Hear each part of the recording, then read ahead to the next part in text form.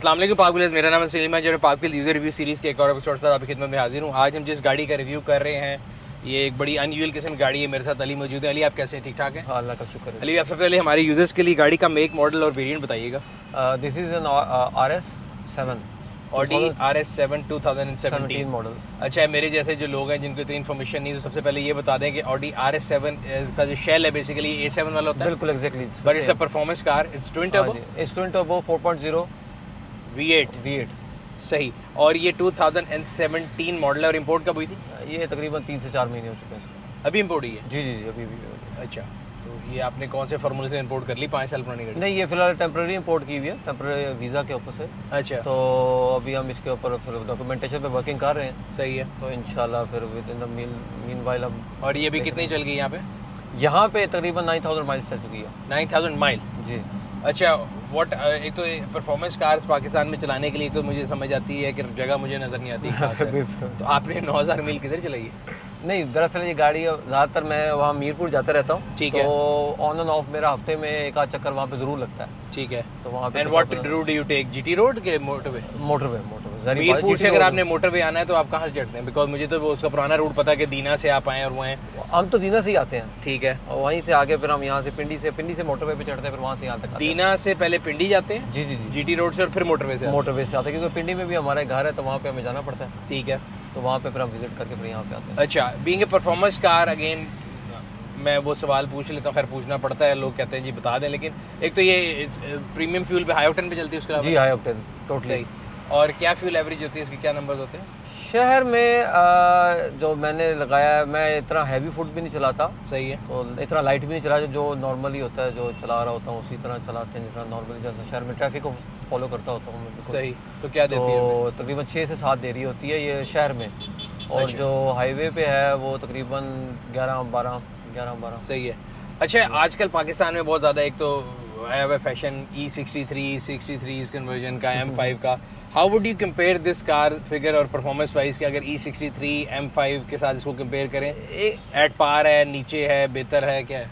नहीं, बहुत बेहतर है उससे। उसकी जो सबसे एक जो बिल्कुल जिसकी वजह से स्टैंड आउट करती है ना, वो इसकी ट्रैक्शन है। Because it's a quarter 4 wheel है ये। Quarter 4 wheel all wheel drive होती है, तो ये इतनी कमाल इसकी ट्रैक्शन है ना। I have been driving M5, M3 और CC3 भी चलाई है, E55 भी चलाई हुई है, लेकिन जो कमाल इस गाड़ी की ट्रैक्शन में है ना, जो ग्रिप है, जो इसका जंप है होता है जब हम इसको लॉन्च करते हैं, तो वो बहुत बहुत अच्छा होता है। बहुत बड़ा एक वो जो पुल होता है ना, वो इतनी अच्छी फील देता होता है ना। सही है। जो कि मुझे किसी और गाड़ी में इतनी फील नहीं हुई। ठीक है। अच्छा, अगर प्राइस वाइज कंपैरिजन करें तो अगर वो आपके ख्याल से ये प्राइस ब्रैकेट में उनसे ऊपर है, नीचे? बिकॉज मेरा ख्याल है पाकिस्तान में अभी इसके अलावा एक मुझे पता ऑडी सेंटर पे खड़ी है। जी जी जी। मेरा ख्याल है there is no third that I know of. तो कोई तो रीज़न होगी इस गाड़ी कम होने की, या तो ये बहुत एक्सपेंसिव है, यहाँ के लोगों को समझ नहीं आती। आपका ख्याल है? दरअसल बेसिकली ना, एक तो सबसे जो बड़ा इशू है उसको आप बेशक इसका ड्रॉबैक समझ ले कि इसका पार्ट्स की अवेलेबिलिटी का बड़ा एक तो इशू है, बहुत ज़्यादा ना। ठीक है। जो कि मुझे हमारा छोटा सा जब मैं मीरपुर में था तो I was driving on the GT road, तो उसमें थोड़ा सा इशू हमें ये पड़ा था कि एक छोटा सा मेरा एक्सीडेंट हो गया था। सही है। और बम्प था, तो वो रात का वक्त था, अराउंड आफ्टर 12 का टाइम था, 1 AM का नहीं, 2 AM से पहले था। तो वो बम्प मुझे नज़र नहीं आया, जिसकी वजह से ना मेरे आगे बम्पर को हिट किया वो। ठीक है। और उसने नीचे से काफ़ी नुकसान पहुंचाया, तो उसके लिए मुझे बम्पर मंगवाना पड़ गया UK से, फिर साथ उसकी वो जो ग्रिल मंगवानी पड़ गई, फिर छोटी ग्रिल्स मंगवानी पड़ गई, तो उसके लिए मुझे 2 महीने गाड़ी खड़ी रखनी पड़ी। ठीक है। So parts availability is a big issue, जिसकी वजह से लोगों को कुछ अवेयरनेस नहीं है। कुछ प्राइस का भी है, वैसे ये आप नहीं कह सकते कि CC3 बेसिकली यहाँ पे तो लोग CC3 को जो भी ज़्यादातर हैं, आपको ज़्यादा पता है इन चीज़ों का, कि मेरे अंदाजे के मुताबिक 70 to 80% तो कन्वर्जन ही है। ठीक है। ओरिजिनली तो मेरे ख्याल नहीं ऐसे ही, और मैं वैसे मेरे ख्याल है C से तो कंपेयर नहीं होगी, E से ही होगी। E से ही साइज वाइज अगर इसको देखें तो साइज वाइज देखा जाए तो E से ही होगी, बल्कि अगर आप साइज वाइज कहेंगे तो वैसे मैं देखो साइज वाइज ज्यादा है, क्योंकि पीछे जो भाई बैठे माशाल्लाह उनका कद 6+ लग रहा है। आपने भी फुल पीछे करके सीट पूरा किया है हक, तो आई गेस तो जगह तो बहुत ज्यादा है जी। It goes with S class. So अगर आपको मतलब 4 सीटों के साथ एक परफॉर्मेंस स्पोर्ट्स कार चाहिए तो पूरी वो आपको अगर 550+ HP मिल रहे हैं, मतलब कि वो it's a very big gun. So इसके 0 to जो 100 फिगर क्या है? अगर आप उनको एग्जैक्टली कहेंगे तो इट्स लाइक 3.9 सेकंड्स, लेकिन हमने जो किया वो 4 सेकंड्स का आ रहा है इस वक्त। ठीक है।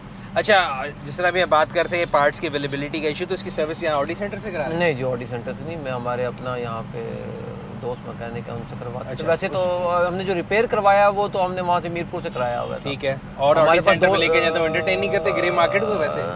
नहीं है, उनके एंटरटेनमेंट का इस तरह इशू नहीं है। अच्छा, तो लेकिन हम हमारी जो अपनी पर्सनल सेटिस्फेक्शन है ना वो उसी मैकेनिक से, क्योंकि हमारे पास और जी वैगन्स भी हैं ना 2, जी। तो वो ही नोज हिज जॉब, तो वो उसको पता है, गाड़ी को समझ है उसको ना हर चीज़ की, तो हम हमारी तसल्ली उसी से होती है। अच्छा, इसीलिए वो अगर इसके की फीचर्स की बात करें जो कि इसके परफॉर्मेंस फिगर्स हैं, उसके अलावा इंटीरियर में आई डोंट थिंक कि इतने कोई बेल्स एंड फ्रिल्स हैं इसके अंदर। नहीं कोई मतलब एक नॉर्मल ऑडी A6 मेरे पास होती थी, उसमें सारा कुछ ये है, बट 6 स्पीड ट्रिप्ट्रॉनिक नहीं, इट्स 8 स्पीड।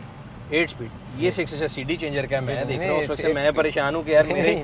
मेरी रिसर्च के मुताबिक अच्छा, मुझे ना एक और गियर ज्यादा है, ये 6 क्यों लिखे हुए हैं? मुझे इस चीज़ में बड़ी बुरी ये लगती है कि नहीं, यहाँ पे ना ये रेडियो से कनेक्टेड है हाँ, ये CD और मैं यूँ चेंजर हाथ की रखता हूँ नॉर्मली ना दूसरी सही है। गाड़ियों में भी, तो मैं जब भी यहाँ हाथ रखता हूँ ना तो वहाँ पे ना चैनल चेंज हो रहे होते हैं। सही है। तो मुझे कोई ना मेरा पैसेंजर या कोई मेरा दोस्त वगैरह बैठा होता है ना, वो आगे बता रहा होता है कि अली भाई हाथ था हट रहा, वो देखो बार बार आगे पीछे बटन हो रहे हैं। अच्छा, और इसके अंदर साउंड सिस्टम बोस का है, हेड अप डिस्प्ले भी है जी, इधर? हेड अप डिस्प्ले भी है। अच्छा, मैंने अंदाजा तुक्का मारा यहाँ से देख के, क्योंकि हाँ यहाँ जी, से वो- नजर नहीं आ रहा। सनरूफ, अच्छा सनरूफ जो है वो बड़ी छोटी है, खैर स्पोर्ट्स। हाँ जी, एक और चीज़ मैं इसमें जो वैसे मतलब कि ऑडी में ना A6 में आती है ना A7 में आती है, वो इसकी पैनोरामिक आती है, वो हैचबैक्स कुछ हैचबैक्स में आती है इसकी ऑडी में ना, तो वो इसलिए मैं वो चीज़ मिस करता हूँ कि इसके अंदर पैनोरामिक होना चाहिए थी वैसे। और कोई चीज़ मिस करते हो गाड़ी में? इसमें एक और चीज़ मिस करता हूँ, जो इसके लेटेस्ट जनरेशन में आया हुआ है वो इसका लॉन्च कंट्रोल है। ठीक है, तो लॉन्च कंट्रोल का कोई चीट कोड नहीं है? बिकॉज मैं तो पुरानी गाड़ी है मेरे पास चीट्स की M3 तरफ होती मैं है, उसमें भी जाता चीट नहीं, कोड होता था। क्योंकि अगर चीट्स की तरफ मैंने जाना था तो मैं पहले दिन I would have gone for the convergence. मैं गाड़ी को जेन्युइन जो उसकी बाइक कंपनी जो बाय डिफॉल्ट आप समझ लें सही है, जो चीज़ें आती है मैं उनकी तरफ ज़्यादा इंक्लाइंड होता हूँ। ठीक है। अच्छा, maintenance wise is a expensive car to keep, because Mercedes के बारे में लोगों का एक परसेप्शन ये था, बट मैंने खुद रख के हमेशा देखी है कि कोई बहुत ज़्यादा फर्क नहीं है। अगर आप उसको किसी आम सेडान से कंपेयर करें तो पर किलोमीटर कॉस्ट बहुत ज़्यादा फर्क नहीं आता। ऑडी के पार्ट्स का मुझे ऐसा आइडिया नहीं, इसलिए मैं आपसे बड़ा क्लियर पूछ रहा हूँ कि नहीं, ये RS7 is a bit expensive. ठीक है। एक तो मैं इसमें हमेशा आई पोर AMS ऑयल ना, अब आपको पता है नहीं, एम्स ऑयल तो भी पर किलोमीटर सस्ता पड़ता है, मैं आपको बताऊँ। अच्छा, मैंने कैलकुलेशन किया, मैंने अपने क्रूजर्स में अपनी मर्सिडीज में सब में डाला है, तो जो पर किलोमीटर कॉस्ट उसमें किसी नॉर्मल तेल से आती है उससे बेहतर एम्स ऑयल की आती है, बिकॉज वो चलता लॉन्गर है। जी। अच्छा, एक तो आपने बता दिया कि आप सनरूफ मिस करते हैं, और क्या चीज़, कोई चीज़ लॉन्च और इसमें वो आता है वो ऑटोमेटिक, आप एक तरह से कह लें जिसको ब्रेक पेडल दबा के मैं रेस थोड़ी देता हूँ 2000 RPM तक, फिर मैं लॉन्च करता हूँ। अगर आप कहते हैं तो मैं करके भी नहीं, वही मैं कह रहा हूँ, उसी को मैं चीट कोड करता ना, वो मैनुअल चीट कोड है। मैनुअल चीट कोड ही मैं कहता कि जिन गाड़ी में पहले लॉन्च कंट्रोल नहीं आता तो उसमें मैनुअल चीट कोड होता है। सही। अच्छा, वैसे ऑडी के लेने के पीछे इंस्पिरेशन कोई जेम्स बॉन्ड सीरीज की भी थी? हाँ, अगर आप if you go for the celebrities तो आई गेस जेसन स्टैथम को मुझे वो बहुत पसंद है, तो उसको जब मैंने देखा था ना ट्रांसपोर्टर में ऑडी चलाते हुए, तब से मेरी मैं कह रहा हूँ उसके पीछे कोई हाथ है? नहीं, इसका मतलब है कंपनी जो मार्केटिंग करती है समवेयर आपके दिमाग में कहीं ना अगर मूवीज में करेगी तो ज़ाहिर बात है, वो जिस तरह मूवीज में जिस तरह वो गाड़ी को यूज करते हैं, दिखाते हैं, तो नहीं, आप उसे ये अब्यूज कह सकते हैं, अब्यूज कह सकते हैं आप उसको, जिस तरह वो करते होते हैं ना, तो सही है। वो फिर बंदे के अंदर एक दफा पैशन तो आता है कि यार सही। इस चीज को। अच्छा, जिस तरह आप बता रहे थे कि वो बम्प पे लगी थी, बीइंग अ परफॉर्मेंस कार, एक में इंसान के आता है कि इसकी जो ग्राउंड क्लियरेंस है वो बहुत लो है, सो इज इट एक्चुअली लो? नहीं, इट्स नॉट लो। मैं आपको बताया कि मैंने M सीरीज चलाई है, C सीरीज चलाई, E सीरीज चलाई, लेकिन यकीन माने बहुत सारे ऐसे बम्प्स हैं जिनमें मेरे पास वो, अब तो खैर मैंने सेल आउट कर दिया, मेरे पास वो थी कुछ 4-5 साल पहले मैंने ग्रैंडी भी रखी है, तो वो भी कुछ ऐसे बम्प्स मुझे याद थे कि उनमें लगती थी, तो उसमें मैं इसको लेके गया और ये इनक्रेडिबली ये नहीं लगी। चमत्कार हो गया, जहाँ ग्रैंडी नहीं लगी वहाँ तो बहुत सिर्फ ट्रैक्टर ही जो है वो जा सकता है, उसके अलावा तो मैं अब खैर ग्रैंडी को थोड़ा तेज गुजारता है, इसको मैं बहुत ही तकरीबन 0 स्पीड पे ही ले आता था, मैं इसको गुजारता होता, लेकिन मतलब कि ना वहाँ पे ये नहीं लगी, तो मैं खुद बड़ा हैरान था कि यार इतनी लो होने के बावजूद कि इतनी ये इसकी ग्राउंड क्लियरेंस इतनी अच्छी है। हालांकि अगर आप M सीरीज़ को कंपेयर करें, अगर आप C सीरीज़ को कंपेयर करें, तो वो ज़रूर नीचे से ना एक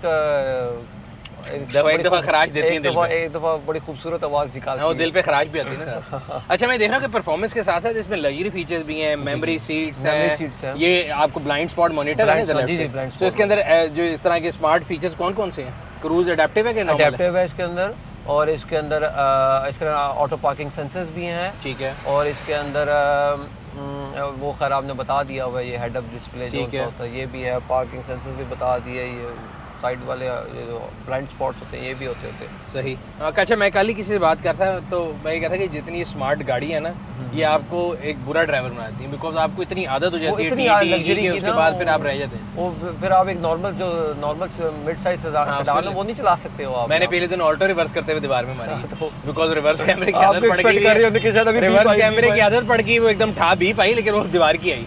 तो ये वो बीप आपको में जो है वो- ना गाड़ियाँ आसानी डाल देती हैं, ये भी रिवर्स कैमरास भी, बट अगेन इतनी बड़ी गाड़ियों में ये आहिस्ता आहिस्ता ऑप्शन लाजमी सी हो गई हैं। तो मेरा ख्याल है जितने स्टैंडर्ड वेल्स एंड फ्रिल्स हैं वो भी सब कुछ है, और परफॉर्मेंस जो है ये भी बन आता है। है। और इसकी एक बड़ी अच्छी बात है कि जो इसकी साउंड है ना, जो इसकी एग्रेसिव साउंड हाँ होती जी। है, जो उसके वो डायनामिक जो उसमें सेटिंग्स में आती होती है, सही वो अंदर आपको फील इतनी नहीं होती, लेकिन बाहर इतनी लाउड और इतनी वो खूबसूरत आवाज़ होती है कि वो मुझे बहुत ज़्यादा अट्रैक्ट की थी ना, वो चीज़ की थी कि इसमें वो- कितने ड्राइविंग मोड्स हैं? इसमें 3 आते हैं, एक इंडिविजुअल आता है, एक नॉर्मल आता है और एक डायनामिक आता है। और डायनामिक के अंदर आप बता रहे हैं कि इसकी एग्जॉस्ट साउंड भी लाउड हो Exhaust जाती sound हो है। जाती है, कुछ आरपीएम का भी काफ़ी आगे तक चला जाता है, मतलब कि वो तकरीबन 7000 तक चला जाता है। सही सही। अच्छा हाँ, ये मेरे ख्याल है W140 के बाद मैंने पहली गाड़ी किसी देखी इसमें डबल ग्लेज विंडो है, and I was not expecting. इसका मतलब है इसकी साउंड प्रूफिंग पे भी इन्होंने साउंड काफी प्रूफिंग काम में किया। काफ़ी काम किया हुआ है। स्टीयरिंग व्हील भी डी टाइप है, इसमें बैराम बता रहे थे कि R8 वाला स्टीयरिंग व्हील है बिल्कुल। जी बिल्कुल वही है, टेलीस्कोपिक भी है, टेलीस्कोप भी है। Dual zone climate control. ये जो इंटीरियर का है इसके अंदर वैसे मुझे लगता है कि मतलब थोड़ी कार्बन फाइबर अगर ऐड करते होनी ज़्यादा चाहिए अच्छा, ज़्यादा अच्छा लगता है। अगर ये इस तरह से सिल्वर गार्निश की बजाय अगर ये लोग उसको कर देते ना, कार्बन फाइबर का एडिशन कर देते, तो मेरा ख्याल है it would be add on. आपके लिए ये है कि आप इसको अगर चेंज करना चाहें तो मेरे ख्याल से इसकी लुक बड़ी बेहतर हो जाएगी। हाँ वो तो फिर वही बात आई थी कि वो मैं खुद ऑल्ट्रेशन करने की तरफ के हक में नहीं, होता ऑल्ट्रेशन बॉडी में ना करें, इसमें तो मेरा ख्याल है इतनी ब्यूटिफिकेशन तो लाउड है, तो तो बिल्कुल ही सख्त हो गए कि लाइन इधर से उधर नहीं जाने। नहीं, बस वो जब मैंने इतनी मतलब कि हाई एंड गाड़ी देखी हुई है, तो मैं नहीं चाह रहा कि मैं उसमें अपनी लिपस्टिक पाउडर लगाना शुरू कर दूं। आप कह रहे हैं कि मैं डिजाइनर की डिजाइनिंग पे डिजाइनर मैं आप साथ साथ कह भी रहे हैं ना, ठीक नहीं है। अच्छा, ब्लैक रूफ लाइनर आ गया। सो अच्छा, इसके अलावा आपने पार्क व्हील्स की कोई सर्विस कभी इस्तेमाल की है? हाँ नहीं सर फिलहाल तो नहीं? नहीं है। कभी नहीं, मैं कह रहा हूँ कभी इस्तेमाल नहीं मतलब कि अगर आप सर्विसेज एज इन अगर आप पार्क व्हील्स की कोई भी प्रोडक्ट यूज की हो, ऐड देखा हो, फीचर ऐड लिया हो, नहीं, review गाड़ी देखा हो? सेल परचेज मैंने उससे की- जरूर की है। कैसा रहा मुझे आपका experience? वो बहुत अच्छा था, मुझे बड़ा जो मैं जिस तरह का एक्सपेक्ट करता हूँ वैसा मुझे रिस्पांस आता है पार्क व्हील्स में। सही है। और कितनी गाड़ियाँ बेची आई थी वैसे पार्क व्हील्स के ऊपर से? नहीं, मैं 3 कमीशन नहीं बेची मांगूंगा, कमीशन नहीं मांगूंगा। नहीं आपसे सोचे पड़ गए, बताओगे नहीं, बता मैं कमीशन नहीं मांग रहा, मैं वैसे पूछ रहा हूँ कि मैं कितनी कमीशन से भागते हुए तो पार्क व्हील्स में आया था। अच्छा, नहीं, और एक्सपीरियंस कैसा रहा आपका? नहीं बहुत अच्छा एक्सपीरियंस था अच्छा, यहाँ पे भी एक RS7 खड़ी हुई है आजकल। जी, माशाल्लाह मेरे ख्याल से वो 24 करोड़ पे मांग रहे हैं, ये बात सच है? पता नहीं सर, मैं तो मैंने तो ये सुना है कोशिश नहीं करता ऐसी जगह पे जाने की जहाँ पे इतने करोड़ मांग रहे हो जितने मैं सोच ना सकता हूँ, इसलिए मैंने नहीं किया। नहीं बाकी वैसे होगी इतनी क्यों? पता नहीं, ITP पे डिपेंड करता है क्या होगी। देखिए 4 लीटर V8 24 करोड़ तो नहीं बनने चाहिए। सो व्यूअर्स, ये था आज का रिव्यू। उम्मीद करते हैं आपको पसंद आया होगा। अगर अभी तक आपने हमारे YouTube चैनल को सब्सक्राइब नहीं किया, सब्सक्राइब करें, बेल आइकन पे क्लिक करें। आपसे अगली वीडियो में फिर मुलाकात होगी, तब तक अपना और अपने गिरद के लोगों का ख्याल रखिएगा। शुक्रिया।